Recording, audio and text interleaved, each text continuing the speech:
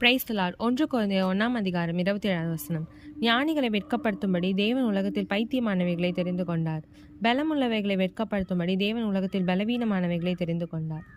உங்களை பார்த்து யாரா பைத்தியம்னு சொல்கிறாங்களா? சந்தோஷப்படுங்க. ஆண்டவர் நம்மளை தான் தெரிஞ்சு கொண்டார்.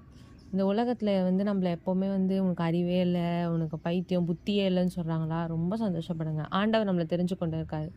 பலம் உள்ளவைகள்லாம் வெட்கப்படுத்தும்படி பலவீனமாக அற்பமாக எண்ணப்பட்டவங்களை தான் ஆண்டவர் தெரிந்து கொண்டு இருக்காரு.